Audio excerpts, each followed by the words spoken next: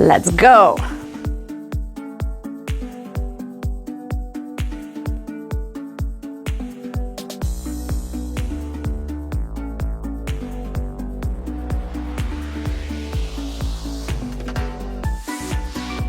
Čia yra krepšys ir prie Cybexo dviejų dalių. Čia natūraliai į šitą dėžę komplektacija įeina sportinė dalis, krepšys ir važiuoklė.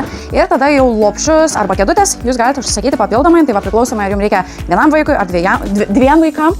Ir čia yra komplektacija, kuri natūraliai įeina užsisakius Cybexo vežimą.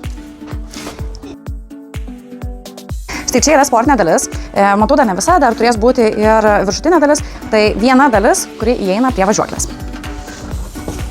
Ir čia yra vežimėlio baterija. Tai vežimėlis bus važiuojantis, patestuosim, kiek trukmės turės su šia baterija. Ratai. Tai ir su pirmais vaikais turėjau vežimėlius, kur reikėdavo pūsti, tai pats geriausias sprendimas vėliau buvo. Su antru vaiku irgi ėmėm Cybexą ir ratai, kurių nereikia pūsti. Tai labai geras dalykas.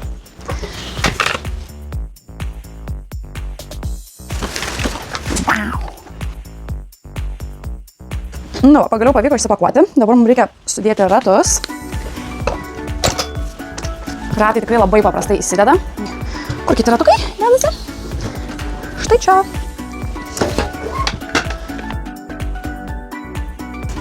Na ir štai važiuoklė.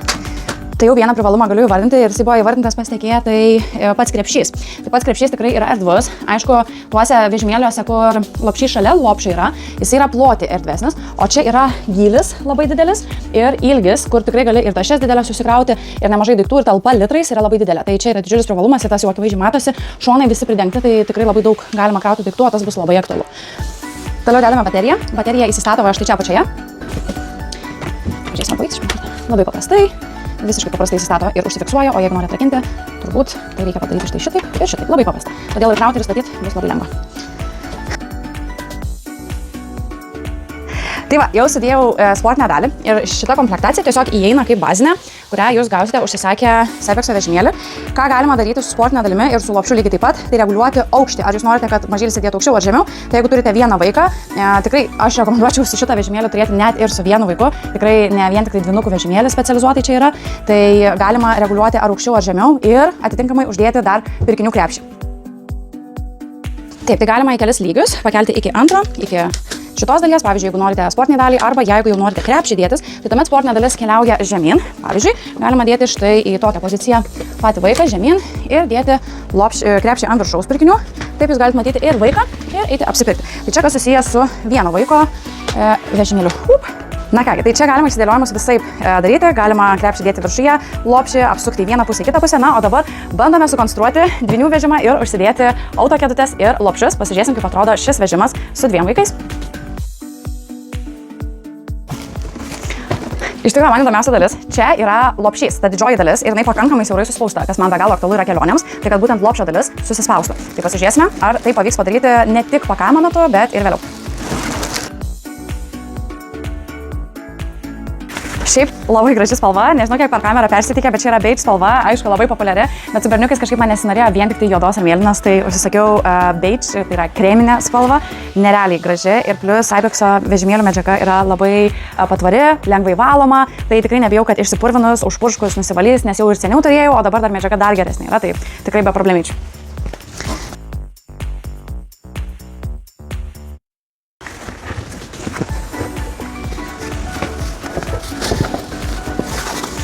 Čia yra rėmai, kuriuos reikia įtvirtinti. Tai vadinasi, šitas vežimas pilnai gali susikomplektuoti į, kol kas neužfiksuoju, bet aš atitraukiu va šitus metaliukus viduje ir jisai susispaudžia, tuomet nuspaudžiu dar lopšio detalę. Ir šitą detalę palenkiam kraščiukus ir lopšys yra puikiai transportuojamas būtent gulimoje pozicijoje. Tai čia yra nuostabi funkcija. Aišku, tai nėra vienos rankos darbas, bet jeigu jau kažkur keliauja toliau, tikrai verta perėti tokią funkciją, ypač mums tas aktualu, nes du lopšiai eina. Tai bandom suvynioti.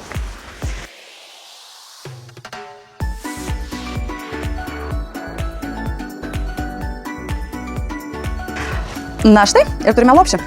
Tai pagrindinė funkcija ten apačioje, tai patraukti už dirželių ir užsifiksuoja, štai čia yra lopšio viršutinė dalis. Nešioti rekomenduotina už šios rankenos, bendrai gamintojas nerekomenduoja nešioti lopšio dėl to, kad tai nėra pririštas vaikas. Tai nešti geriausiai vis tiek yra už 2 rankų visą pilną lopšį arba laikyti šioje dalyje. Ir čia yra viršutinė dalis, kuris segasi su knopkytėm, čia aišku nuo vėjo, jeigu reikia, užsisega labai greitai ir sklandžiai, taip pat ir nusiema greitai ir sklandžiai, tiek šonai užsisega. Tai štai taip atrodo mūsų lopšys.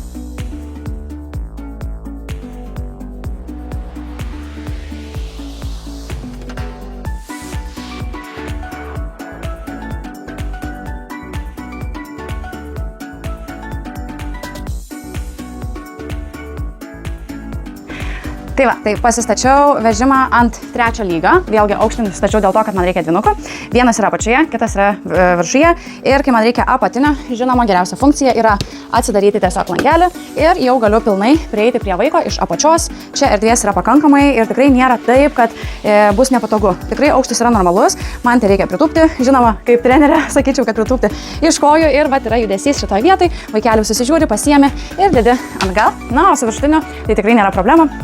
Su viršutiniu, štai čianais labai patogiai, vėlgi atsisegus lopšiuką, nusileidus, galima pilnai jį matyti.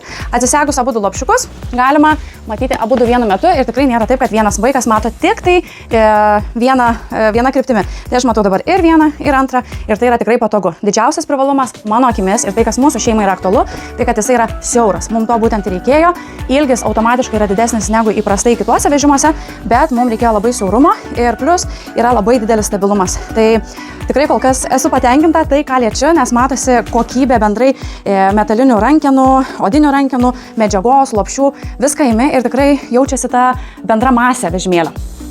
Keliaujam prie auto kėdučių. Tiesa, nerekomenduojama, ir ant dėžių yra parašyta, kad nerekomenduojama atidarinėti su peiliais. Tai labai atsargiai. Geriausiai atidarinėti su tuo paprastu peiliuku, kuris neįbrėžtų į medžiagą. Tai aš stengiuosi tik tai liesti tik lipnią juostą, visą kitą atidarinėti rankomis. Tai primenu vis šitą informaciją ir visiems kitiems, kas išpakuos vežimėlį, labai atsargiai naudotis peiliu, kad nepažeistumėt medžiagos, kuri yra dėžėje. Saugiausia yra užkišti peilį išilgai ir tuomet palei dėžės kraštą geriausiai tai yra tiesiog atidaryti ir plėšti, o jeigu visgi užstringa reikia pjovimo, tai ne šitai pjauti, o pailgai įdėjus peilį, žinoma, saugant savo rankytes ir prapjauti tiesiog lipnią juostą, taip kad galėtume atidėti. Toliau atitraukus dėžę, aš pjaunu tik lipnią juostą, niekur nevažiuoju gilyn, kad nepažeisti prekės audinių. Wow. Nice. Auto kėdutė tai yra kitas dalykas, kurį rinkausi atskirai. Tai žinoma iš to pačio brendo Cybexo. Tai dar tik tai, kad mes negavome kėdučių bazių, jos dar atkeliauja, bet su baze mes galėsime pasisukti kėdutę mašinai. Šitus dalykus parodysiu, koks didžiulis privalumas. Tai, kad šita kėdutė yra lengva, sąlyginai lengva su tuo, kad jinai turi funkciją gulėjimo. Tai netrukus tuo viską ir parodysiu.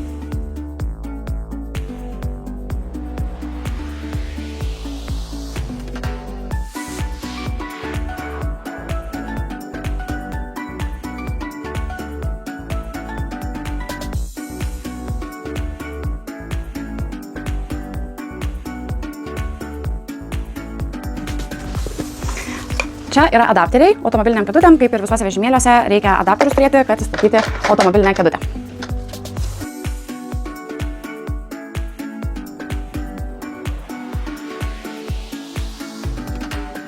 Tai Cybexo didžiausias privalumas su automobiliniam kėdutėm, ką turėjau ir seniau, tik dabar yra geresnė technologija, bendrai patogiau, lengviau užsideda. Tai pats prasiilginimas, kad gali vaikas miegoti net ir auto kėdutėje. Aišku, gamintojas dėl nugarytės, kaip ir kineziterapeutai nerekomenduoja ilgai laikyti kėdutėje, tačiau jeigu yra trumpas išvykos ir trumpai išeini, tikrai galima tada pasinaudoti šią funkciją, kad pilnai galite paguldyti vaiką į gulimą poziciją. Tai nėra pilnai gulima pozicija, tačiau jau nugarai yra daug ergonomiškesnė negu įprastose kėdutėse stačiai sėdintis naujagimis. Ypač čia, kas susijęs su naujagimiu, nes čia matote viduj yra naujagimio pamušalas, kur yra ir atramos, ir galvytei, ir kojytėm. Tai tikrai viskas yra ergonomiškai padaryta, kad vaikas savo stuburiuką pritaikytų prie esamos padėties, saugiai keliautų ir būtų atramos.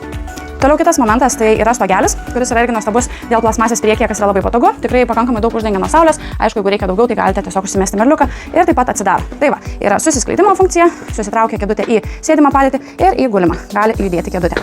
Tai tiek važiuojamojoje dalyje gali gulėti, tiek sėdimojoje dalyje gali kūdikis gulėti. Ir vėlgi labai patogiai abudu vaikai matosi. Tikrai komfortas yra pilnas su dviaukščiu vežimėliu, kam atrodo, kad yra sudėtinga su dviaukščiu vežimėliu. Tai kadangi esu jau bandžius ir su savo mergaitėmis, tai tikrai ne, labai patogu ir fain. Taigi įdėjau bateriją, reikia paspausti mygtuką, luktelti sekundę ir tuomet čia yra rankenėlė, kur labai patogu su nykščiu valdyti. Pradedu stumti vežimėlį ir kai einu, spaudžiu ir veikia lygiai taip pat kaip elektrinis paspirtukas, įsibėgėjus jis pradeda važiuoti.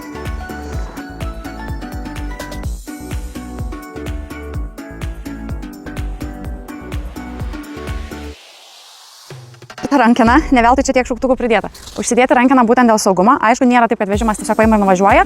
Aš turiu jį pati stumti tam, kad jisai važiuotų. Įsijungus, pirmiausia, aš turiu įsibėgėti, spausti mygtuką ir tuomet jisai kartu su manim pradeda važiuoti. Ir rankena padeda išlaikyti, jeigu aš netyčia paleisčiau.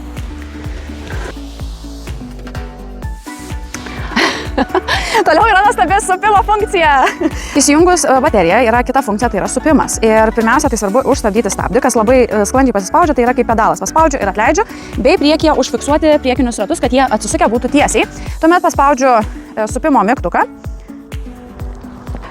Tai čia yra supimo funkcija, jinai yra labai minimali, vėlgi, kaip ir yra bendra rekomendacija, vaikų negalima per stipriai, per daug supuoti ir pūtyti, tai yra labai rami funkcija, kuomet vežimas pats judina į priekį galą ir taip gali palaikyti ilgiau miego režimą, kol mama kažką tai veikia. Abejotina, kad miegos vienu metu, bet pamatysim.